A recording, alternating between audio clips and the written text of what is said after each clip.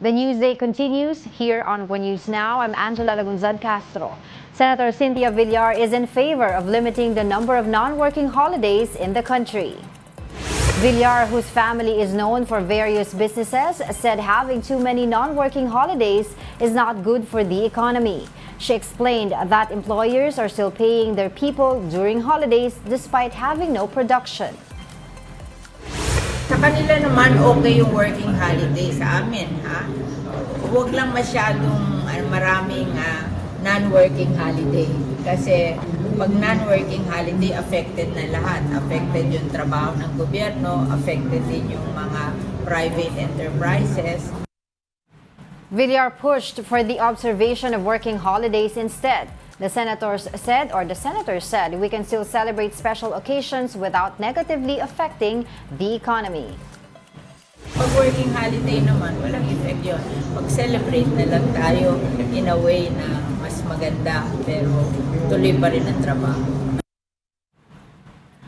The Clark Depot of the North-South Commuter Railway project is nearing its completion. When is it expected to be operational? Gerard de la Peña will answer that in this report. Transportation officials inspected the progress of the North-South Commuter Railway's Clark Depot in Mabalacat, Pampanga. It's now 80% complete with an operations command center and a training facility for railway employees. The Clark Depot is expected to be finished next year with the Clark to Valenzuela route operational by 2027. The 870 billion peso 147-kilometer railway aims to connect Clark International Airport in Pampanga to Calamba City in Laguna, servicing 800,000 passengers daily. Kaya yun talaga ang dream natin, no? Na yung train system natin will be operational similar to the operations of trains in Japan or in other developed countries.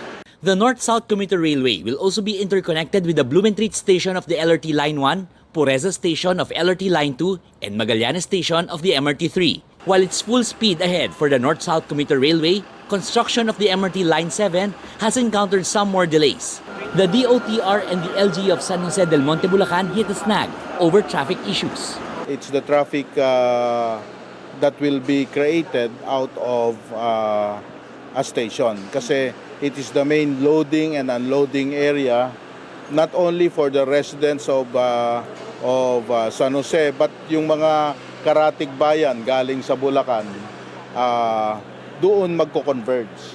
So if it's a converging point, we can just imagine how many vehicles will load and unload. At least 11 stations of the MRT Line 7 are expected to be operational by next year. Meanwhile, the LRT-1 will suspend operations for 3 weekends to give way to preparations for the opening of Phase 1 of the Cavite extension later this year. The LTFRB said additional buses will be provided to accommodate affected passengers. For News 5, Gerard de la Peña, we are One News. Meralco announced a power rate hike for the month of August. The power distributor says its rates will increase by around 3 centavos per kilowatt hour this month.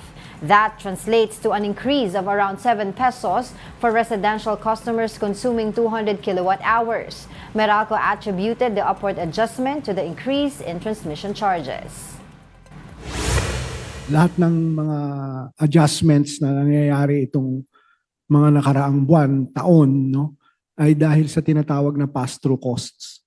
It's either generation or transmission na siyang nagdadrive ng adjustments, whether it's upward or downward. We'll be back with more stories after the break. Keep it here on One News.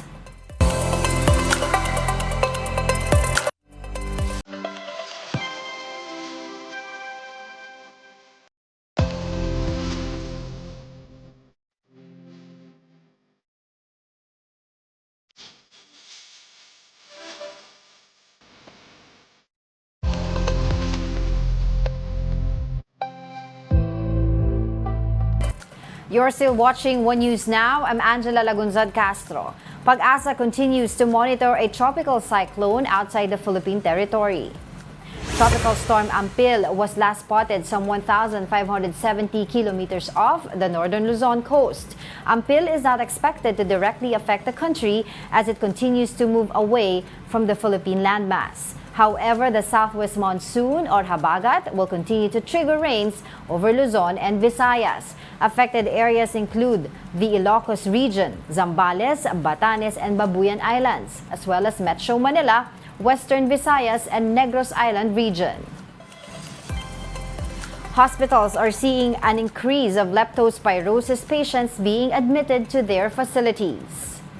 In San Lazaro Hospital, 94 leptospirosis cases were recorded, in which 7 of them have died.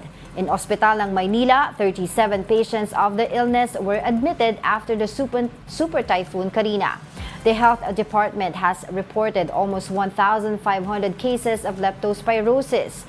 162 of them succumbed to the disease.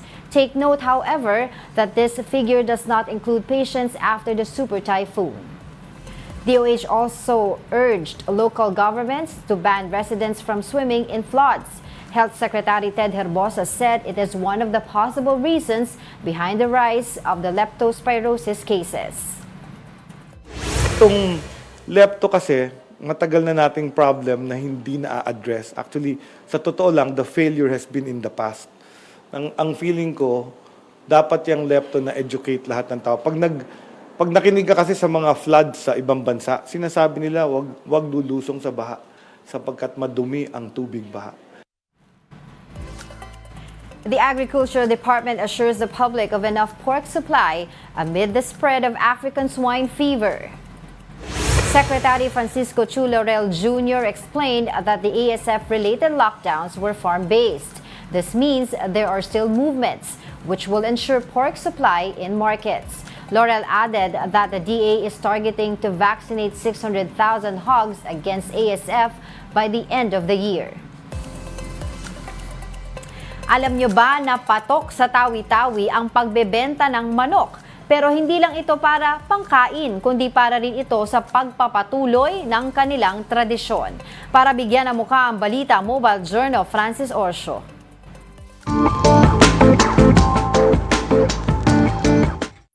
Nang binisita natin ang Tawi-Tawi, maraming patok na negosyo sa mga lokal doon.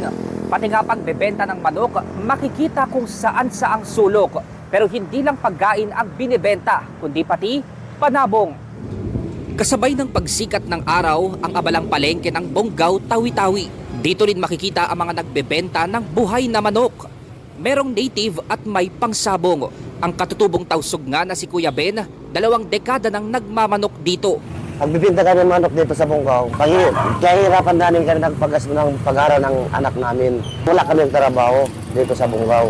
Ang tindang manok ni Kuya Ben, naglalaro ang presyo ng native sa 200 to 300 pesos, habang karaniwang naibebenta ang pangsabong ng 500 piso. Kung hindi sa farm sa Bonggao, madalas ang mga manok nila ay galing pa sa katabi ng Tawi-Tawi, ang Sabah sa bansang Malaysia. Sakay daw ang mga manok ng bangka ng mga traders. Di ba uso pa rin po kayo yung trading natin sa Sabah, Malaysia, mga ganun? Yung parang pakikipagkalakalan. May mga pagkakataon po ba yung ganyan nagagaling kayo sa o... Minsan may madali dito, galing Malaysia. Yan, tas dadalhin dito. Dali dito, tapos may pinta namin. Ayon pa kay Kuya Ben, madalas nasuki nila ang mga malapit ng ikasal. Bahagi kasi ng mayaman nilang kultura ang pag-aalay ng regalo ng pamilya ng lalaki para sa pamilya ng pakakasalang babae. Bukod pa dyan, binibili rin daw ang mga manok nila para ialay sa amam, ang itinuturing na religious leaders sa Muslim Tausug community. Sila kasi ang nagdadaos ng duaa o panalangin sa mag-asawang ikakasal para humingi ng kapatawaran, tulong at gabay mula sa Diyos. Sa amin Muslim mag-asawa, ang kailangan 11 second ang mag-asawa sa amin ng Muslim. Pagdua para kadya. Parang gamot, may paggamot. Paggamot yung oo. Saan mang sulok ng Pilipinas, talaga nga namang mayaman ang kulturang Pilipino, tulad ng pagiging madiskarte para makahanap ng pagkakakitaan para sa pang-araw-araw na pangangailangan. Mobile journalist Francis Orsio po, hatid ang mukha ng balita. And those are the top stories of the hour. I'm Angela Lagunzad Castro, VR1 News.